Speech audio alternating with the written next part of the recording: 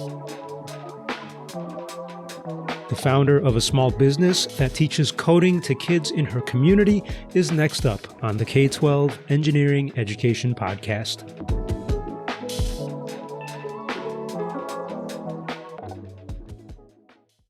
I'm Pius Wong in Austin, Texas. Recently, I spoke to Amy Pirzada about her local educational business called My Coding Place. Amy's been running My Coding Place in Austin for several years.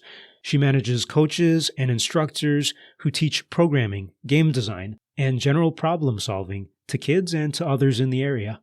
I met Amy in person inside My Coding Place to talk about what motivates young kids to learn to code and how her business model has evolved through the pandemic and into the future. So my name's Amy Pirzada. I'm the owner and founder of My Coding Place. We are a coding studio located in Austin, Texas, and we teach problem-solving skills to kids. So not just coding, but also math and chess and anything that might be related to help them, develop problem-solving skills and be able to think critically and analytically. Is that why you called it My Coding Place? Like you're using it as an in? Because coding is really hot today, but you're really just trying to teach problem solving? That wasn't the initial reason for the name. So I actually, in 2018, began as a franchise called the Coder School. And I had a lot of my own ideas, and the owners of the franchise were generous and let me out of the contract to operate independently. So I was required to come up with a new name. And at the time, we were solely focused on teaching coding as a skill. And as we evolved and developed and grew our programs, we hired instructors who had other skill sets like chess. And chess has honestly become one of our more popular programs. Oh, wow. Yeah. So coding is, it's very specific, but we actually teach more than that. I guess we teach more what's behind the coding, which is problem solving. Yeah. So coding is the tool, right. I guess, just like chess and math, right? There are tools to solve problems. Right. Why coding at the start? Why were you interested in doing that and teaching that? Yeah, great question. So I myself learned to code in high school and found that I really enjoyed the problem solving process. I enjoyed getting difficult problems, spending a lot of time trying to solve them with code. And it was very rewarding when I finally did. And so that help develop my passion for passing this on, right? I felt like it's very, very exciting, and you feel like you're really, learning and, enjoying the learning process as you solve problems. And I understood you studied that in school, and you also studied education, right? Right. So what made you, so you knew from an early time that you kind of loved both of those things. Is that true? Well, I actually discovered at my university, the University of Illinois at Urbana-Champaign, that they had a program called Teaching of Computer Science. Before I was aware of that, I was strictly studying computer science, and it was fine. I enjoyed solving the problems, right? But when I learned about this major, that's when I really thought, this is what I want to do. Like, if there was some way I could combine these two interests of mine, because I wanted to pass it on more than I actually wanted to code myself. Oh, that's interesting. And so what was your first, if you don't mind me asking, what were your first experiences like teaching coding? Were you teaching in college at UIUC or? I student taught, but at that time it was mostly math.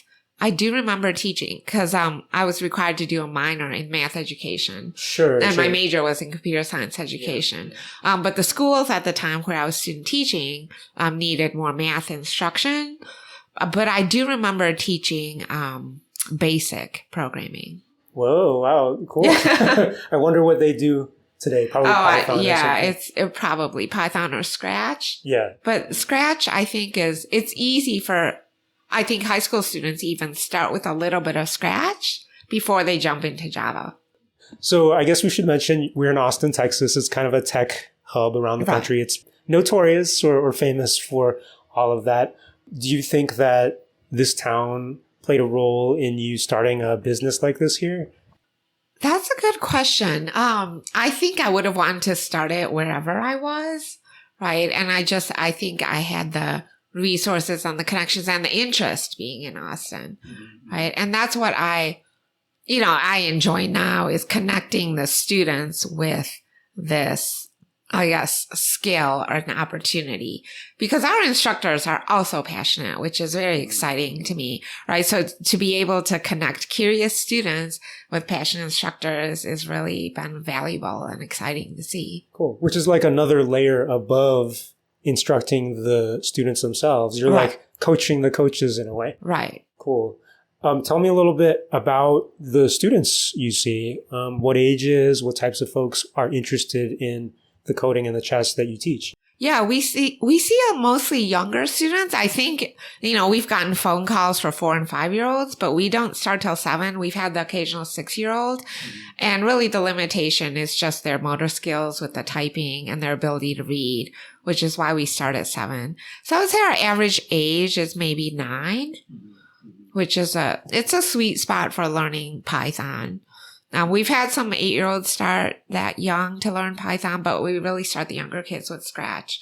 And then as they get older, we do have, rarely we have the high school student, but, schools in Austin teach computer science, right? And high school students are so limited on time exploring other activities that, kids who might start with us in grade school, let's say 5th grade, by the time they're in high school, they usually have other activities. Right. Do you literally know if what they've learned carries over to their high school? Do they then take the next class of computer science or something? I do know that because one of our students who was with us in middle school joined LASA, which is Liberal Arts and Sciences Academy. So he's no longer a student, but he came back as a volunteer. And so that's been really exciting to see. I didn't even recognize him because they grow so much. And he was also virtual because he started during COVID. And so it's been nice to see him back in person, but I know that he's continuing computer science education. He's learning more coding, which is great. That's awesome. Yeah, you've been in business now for several years, pre-pandemic and all this stuff. Yes. How has that been? Oh my gosh. I'm happy we survived. That was such an anxious time in 2020, just hearing the news, in January and February, right? And then having to shut down in March. We were very fortunate that we were able to move on to a virtual platform quickly. But we just made that pivot and ran summer camps entirely virtually that summer. There's demand and people still wanted to bring their kids to learn Python online and stuff? Yeah, it's difficult online. And after, I think last summer we were able to do more in person. It was maybe half, and now we're starting to see more kids coming in person. Cool. But it's definitely a challenge virtual. It's an opportunity. It's better than nothing. But I think with kids, it's much easier to teach them in person. I think the experience is more enjoyable for them as well. Sure. And I would agree. I think for Right. adults, for a lot of things, it's definitely better in person. Exactly. That's where the magic happens, as we say.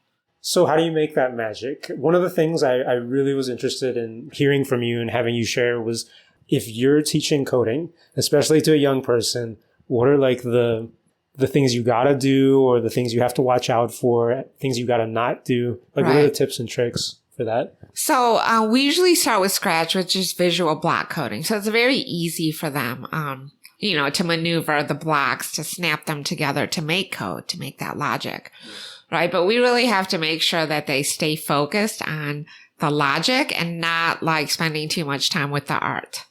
Right. So they'll want to, import characters, and they can code any character that they can import from the internet, or they can change colors of the character library offerings. So, there's a tendency that they'll just want to spend time on the art part.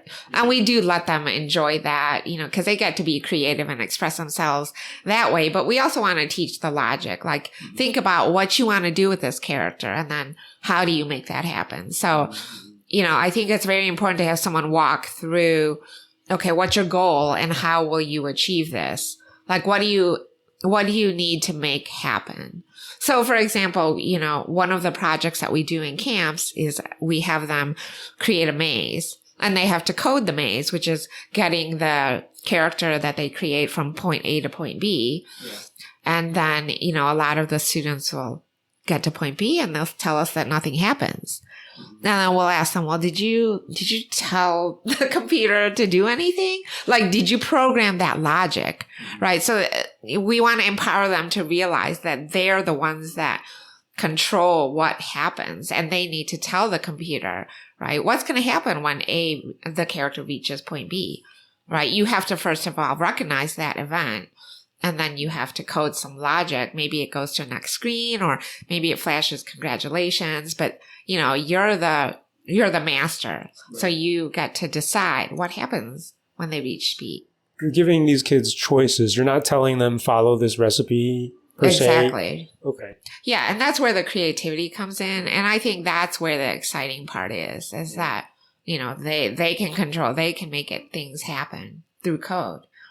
Do you ever face a difficulty where you have a child come in and maybe like their parents made them come here or something, or yes. they aren't as interested as the other students? So what do you do in those situations? Yeah, we're very sensitive to that because we realize that does happen. And, we'll give it some time, and then we'll make a recommendation to the parent.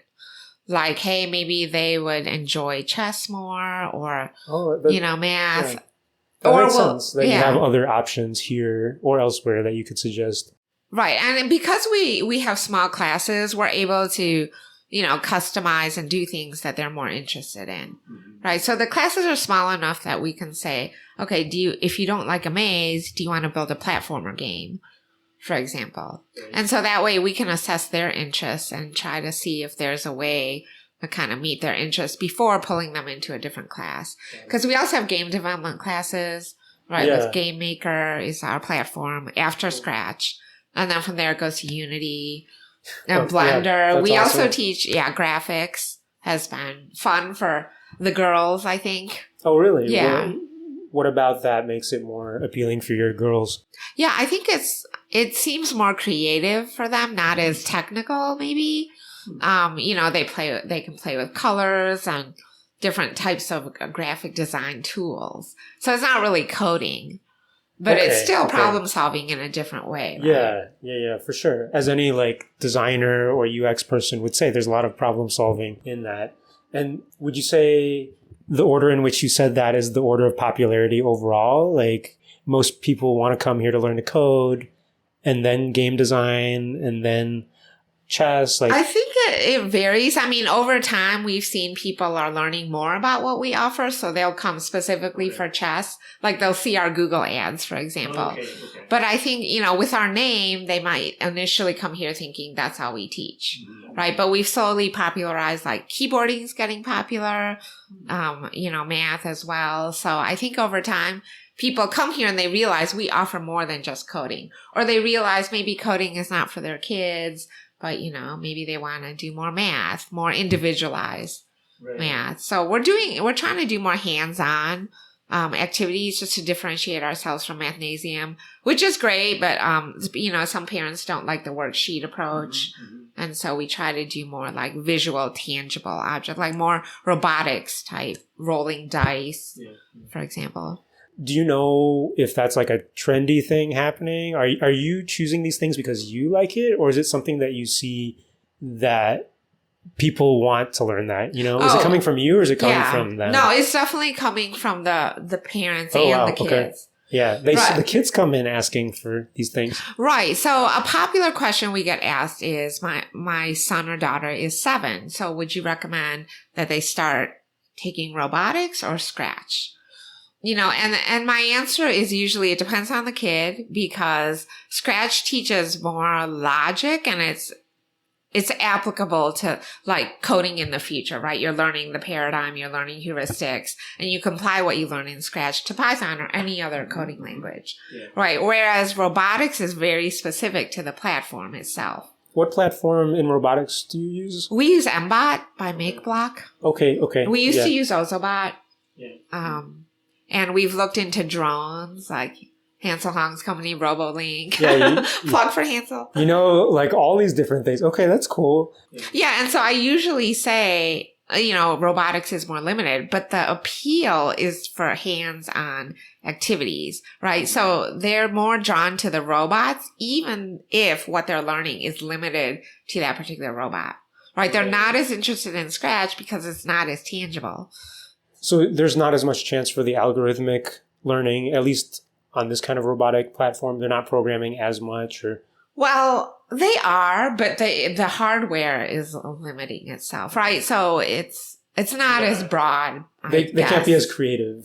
Yeah, I think so. Like there's not as much you can do, I would say. Right, you can move the robot, but, with Scratch, it's really endless. You can make math games in Scratch. So, yeah, that's what I mean.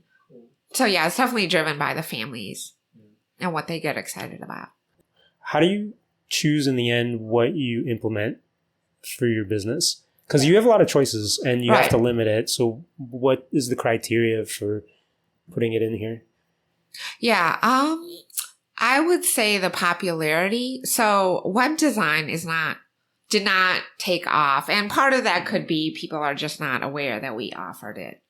Right. But that is something that I had expected to be more popular, but wasn't. And so now it's not something, we can still teach it in private lessons. We can teach anything that kids want to learn, but we don't offer it as a group class anymore. Just because we didn't reach the numbers needed for a group class. So it's only taught in private lessons. And by web design, I mean web design development. So JavaScript, CSS, HTML, and JavaScript. Yeah. So now we only teach it as a camp, but we don't teach it on a weekly basis like we do with Scratch, Python, and chess. So it's purely, like you said, based on popularity, who wants it. That makes sense. You follow what your customers want. Yeah, demand. Okay. And then you've got a lot of team members who are helping you out. Can you talk about who tends to, volunteer or work in these types of places? Yeah, we have high school students that are so excited and about things like 3D printing and help us develop a curriculum. I think what the 3D printer is running now because of that student. Is that what the background noise? Okay, I don't know how well the microphone is picking it up. I'll record some later, but that's cool. Yeah, so the 3D printer is just built over. Is building something overnight. Awesome. And it's really cool because he recently started building chess pieces that we can use in chess class. Oh, okay. So, so that's really neat. And so we're going to offer a 3D printing workshop, kind of see how popular that is. So that's one way we pilot programs is we do workshops and we'll see how the attendance is. And we just have to keep doing things for them to get traction. So, that is also a factor in whether we offer it. No, it makes a lot of going sense. Forward. And I like how all your programs kind of connect. Yeah. At least there's an alternative for people to be interested in other things. But exactly. I could totally see that being connected to 3D modeling or making game pieces for your robot to navigate or something. Yeah, it's a lot of fun. And since you bring that up, it makes me think the difference between My Coding Place and a traditional after school program. I don't know what differences there are. People come to you, but couldn't you in theory be in schools too with volunteers or teachers? Yes. And so we were in 3 schools before COVID. And then now I think we're back in 1 or 2, but we're trying to, create more partnerships just to expand and grow and to reach more families. Is it different to run an a program at the school versus here where you control the environment? Okay. It's very different. I don't know. Something about being here is I feel like we're freer. I guess we have more flexibility because it's our own space, right? Yeah. Whereas when we go to schools, we usually bring our own laptops or we use their laptops. Yeah. And so we have to teach what we have there, right? We can't pivot from, Scratch to chess or something like that, which we wouldn't anyway. But, it just feels like it's more of a rigid, I guess, program or curriculum that we follow with tighter objectives. Yeah. That we want to complete in that hour with the student after school when we go on to the campuses. You definitely have that problem-solving mind. I can tell because, I'm sure there would be lots of problems you see in these different environments. So it makes me think about one of the things I wanted to ask you. Is problem-solving the same when you face these educational problems versus the little coding problems that you've done? Oh. So I know you have an engineer's mind, but you have kind of an educator's mind too. And sometimes people don't think that they can be both. So I'm just curious, what's the similarities and differences in that? I actually think coding is I mean, there are less variables. I mean, it's more controlled, right? Because you can import certain libraries and you can create the variables, and the process is pretty much analyze, design, develop, implement, and evaluate. That's pretty fixed and generally a common methodology to use when solving coding problems or instructional design problems even. But then bigger issues in the real world have a lot more factors like administration and bureaucracy or politics, there's just more because you're dealing with more people and a system. Whereas at my coding place, we've kind of created our own self-contained system. Yeah. So, I mean, that's been the beauty of it, in my opinion, as a parent, is that when I want to keep my kids, occupied during spring break or something, I can ask one of our instructors if they want to teach them keyboarding. And then I open it up. And this worked brilliantly a few weeks ago.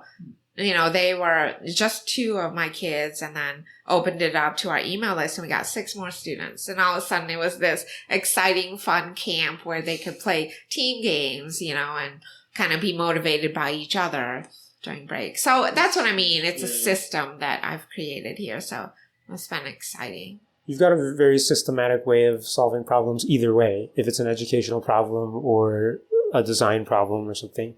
Yeah, I think so.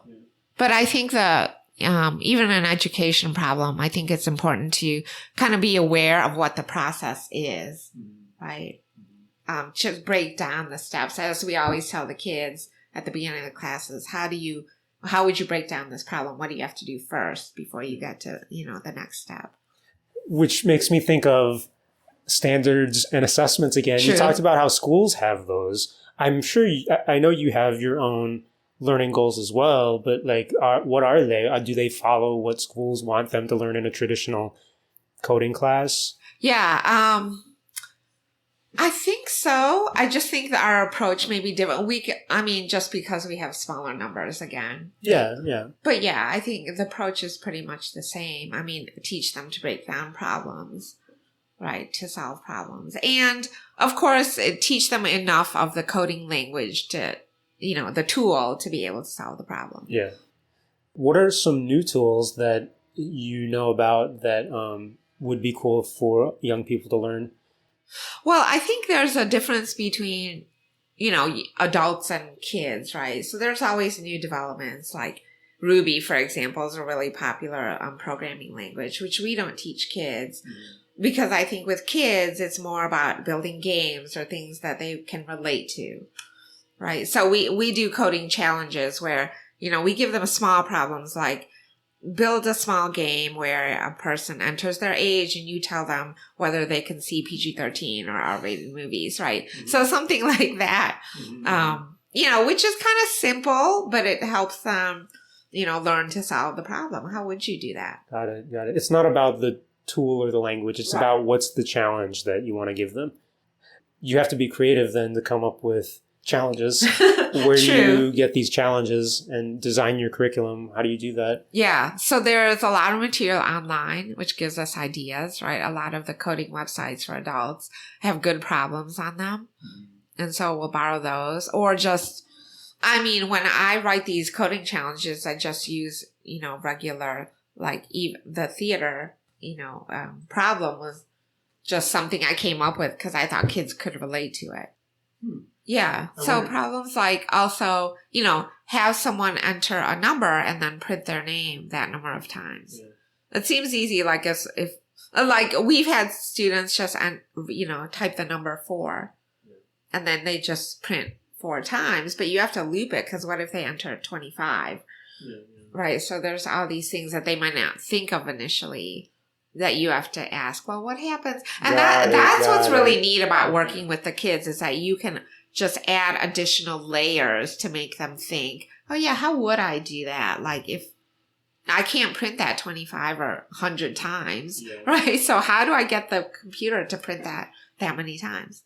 You definitely question. You just asking a question is the guide to them exploring. Yeah, so we're guides and they're the ones. And that's why the power's in their hands. And that's, I think, what's intoxicating and addictive about coding. Is that they can do whatever they want. You just need to ask them and challenge them. Do kids that young come in with their own ideas and their own challenges? Like they want to build this thing and have it shoot lightning or whatever. Is that a thing that you see, or do you kind of have to be more I think prescriptive? Yeah, I think we have to be more directed when they're younger, because they usually don't have ideas. Whereas I think the older kids, like around 10, are more specific about what they want to do in games. Yeah. You know, they have more of an idea of their vision. They have more of a vision. Whereas, the younger kids are more flexible and open-minded. I guess you could put it that way. Yeah. But it's also a little harder because you have to come up with ideas for them. Right. I can't imagine teaching like little kids for a 40-hour-a-week job myself, because it seems really difficult.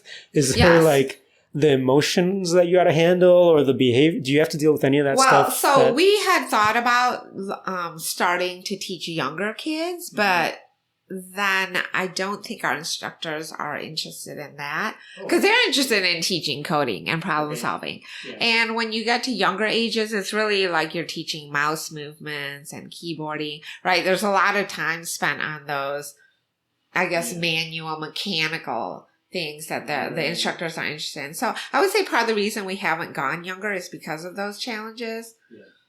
So I think if we were to find the right instructors who were more interested in working with the younger age group, I think that would be better. But yeah.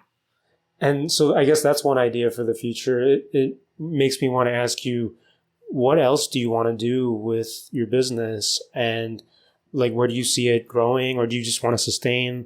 Oh, no, I have so many ideas, Pius. Hey, if you want to share them, maybe they're proprietary. So not at all. What's the dream? So I will say, I've thought about expanding in different areas, one of them being a nonprofit arm. Why is that? Just to focus on that one first. Yeah, that's a great question. I'm excited about that. I haven't made much progress there because there's so many other things to explore. Yeah. But I just want to reach underrepresented communities in tech, right? So that would be minorities, people who can't afford or access our programs. Right? And we have worked with some nonprofits through like Dell, who sponsored them. Right. And so we've also, been at libraries offering workshops. And so we want to do more of that just to reach more people. And so I thought it might be easier to qualify for grants instead of relying on partners to have our own, nonprofit arm. But we've also tried to get into adult education, but that is a completely different ballgame and not our specialty, because we're interested in teaching problem solving skills, and that's really more about career preparation. Yeah. Right. So, it's funny because you said already you don't do high school, so it's like, why would you jump all the way? No, we actually like to do high school. You do? We just have had a problem getting high school kids. It's part of the expansion. Yeah. Okay. I mean, I just feel like they're so busy. It's, once we see a drop off once they finish middle school. But yeah, I learned to code in high school, so I would love to teach more high school kids. But again, the schools offer coding, so. So you want to do a nonprofit, you want to reach older kids. What else do you have in your list? We may do younger kids, but that depends on whether we can get instructors, yeah. I've even thought about software, like building software to teach kids to code. But there are challenges there because we face the same challenges that we do with the virtual programs, is that the kids are often not paying attention because they might be like watching YouTube or playing Roblox on another tab, right? So it's hard to get, their attention. They're easily distracted in a virtual environment. So I would only imagine with software on a mobile phone or where there's no one to watch them that it wouldn't be that effective. So you were thinking like a Skype kind of app where you could teach them? Oh, you mean like have an instructor? That's what it sounded like. You're thinking just an app that teaches directly? Yeah. Without an instructor? Right, like language apps. That's really interesting, but it seems really difficult. Yes, especially for children. Yeah. Right, to keep them focused. Wow. But, so we're expanding our Roblox program that's been popular because kids play Roblox so they can relate to it. And the more that we can, kind of create connections with what they're excited about, I think the more successful we're going to be. Cool. Those are a lot of good ideas. We'll see. Just as a side note, then, what are kids excited about? As just pretend like you're talking to I don't know a whole lot about kids. But you said games. Games, definitely games. So my kids are 9, they're twins, and they love Roblox and Minecraft. Yeah. Right. They play with their cousins in Florida and California. Mm-hmm. Right. And that's why Roblox is becoming, as a class, popular, because they're learning Lua and they're learning to script characters in games. And so, kids are enjoying that. So we're trying to appeal to that. Yeah. To say, hey, this is the power of knowing how to code. You can kind of expand your gaming by controlling characters and making things happen. It kind of sounds like that's a big theme then at My Coding Place, with the chess, the game design, even using logic, even with your Blender class. I feel like it could be applied to games. I guess everything goes to games. Yeah, so Blender was started by an instructor who was a professional game developer. That's awesome. Yeah, so he taught Unity and he taught Blender, and it was really exciting. I loved what he did with Blender. He got the kids excited about it, and yeah. So, what takes the most time for anyone who's also trying to do something similar and they're planning out their business? Oh, gosh. I guess they're your competitor in Austin, but no, like they're probably in their own city somewhere trying to do the same thing. I guess my question is, if you could do that over again, what would you do differently to smooth over some of the difficulties? So staffing surprisingly has been one of my bigger challenges, and I think that's an ongoing problem with all businesses these days, right? You're always seeing now hiring signs everywhere. I think that we have the advantage that our instructors really enjoy and want to pass on their skills, right? And so that's exciting for them more than, being just a paycheck. I think they feel like they have a purpose here, and they do. Right. I want this experience to be rewarding, not just for the kids and families, but also for the instructors. So yeah, that's been time consuming. We're continually, interviewing. I don't know if we'll ever people just come and go all the time. And especially our instructors, they can code so they can get a higher paying job. Right. In fact, you're reminding me of, I spoke to Girl Start, another nonprofit org. Yeah. They focus specifically on like 5th grade girls, but they do teach coding too. And I think they use UT college students for that reason, because they know there's turnover. But it's that same thing that you said, that they're interested in both the coding and the teaching.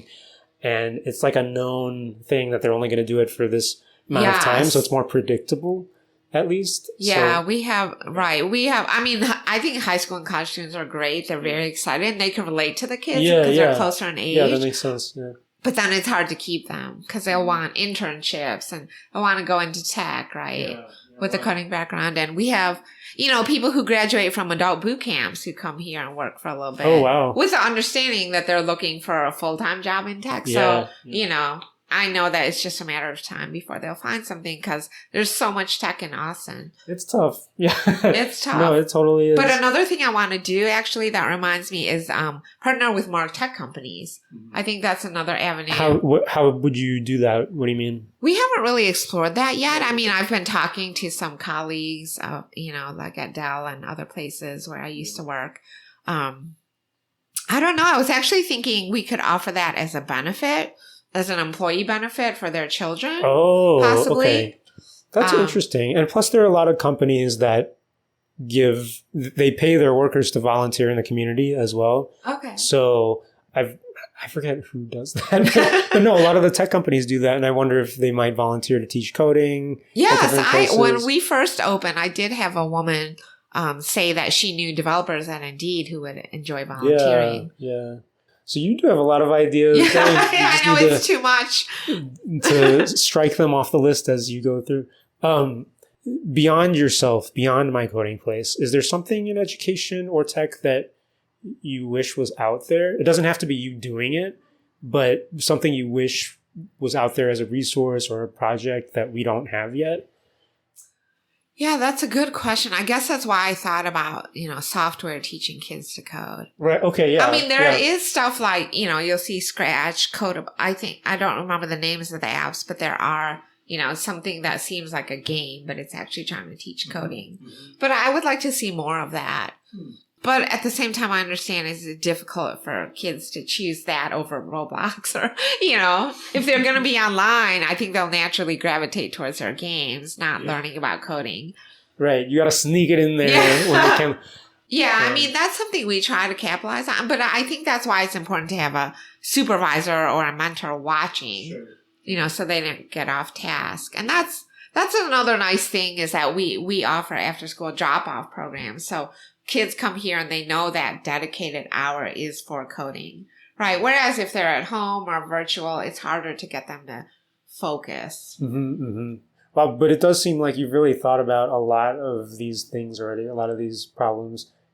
I assume you think about trying to do all of these things. Yes, absolutely. Yeah. It's a lot to think about, but it's exciting. And we like to try different things and explore and see what sticks. And that takes time too. No, Amy, I think that's really cool what you shared. I'm wondering if people wanted to learn more about what you do, if they're in Austin, they can just visit the website, talk to you, or what's the best way to... I mean, I would visit the website and drop by. We're always happy to show people around. We've had families like parents bring their parents. So we've had grandparents come in and, they think it's really cool and they say, this is where the magic happens. And it's always really rewarding to hear that. Wow. And the posters that we have on our windows are of not only my kids, but former campers. Oh, okay. Who might have started in 2nd grade and now they're in 5th. Yeah. And they're taller and it's just really nice. I noticed your sign says live, laugh, code out there. So. Just, coding is just a part of life. So you'll see all the signs we have around here. Love, eat, sleep, play, hope, dream. Yeah, I guess I should have asked you to describe the place since this is just audio. But just describe what you've got here right now in North Austin. Right. Well, it's very colorful. We have one wall that's turquoise, then another wall that's yellow, and then another wall that's full of triangles that are a mix of yellow, turquoise, and various shades of gray. And so it's very, energetic when you walk in. And I wanted to have a clubhouse feel to make it feel fun for kids. And then on the walls, we have circles. They're PVC, so they're about 1 inch thick. They kind of pop out from the walls. And they just have our tagline in it. Not the whole line, but they have words like live, laugh, code, which is our tagline. But we also have eat, sleep, play, dream, and hope. That's cool. And it's in addition to your 3D printer that's running and like the 10 computers and workstations.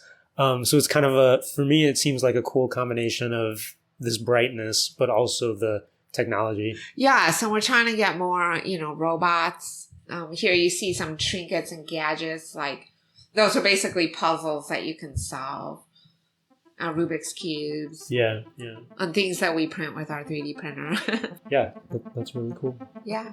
All right, well, thanks, Amy, for talking. My pleasure. Appreciate it. That was Amy Pirzada, founder of My Coding Place in Austin, Texas.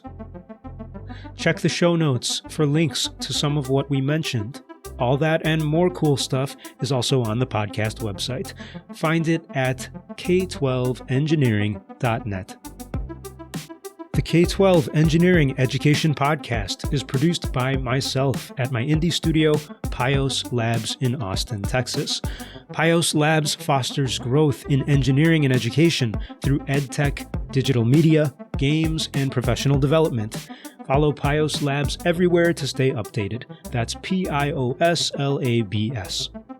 Listener, I hope you got something out of this podcast, and in return, please leave a rating and review for the show on Apple Podcasts or wherever you're listening. It's super helpful for the show and is much appreciated. Thanks also to the folks sponsoring this podcast on Patreon. You can help me keep the show on the internet too. Go to patreon.com/Pios Labs and donate a few bucks for engineering education. That's patreon.com/Pios LABS. Okay, take care, folks, and until next time.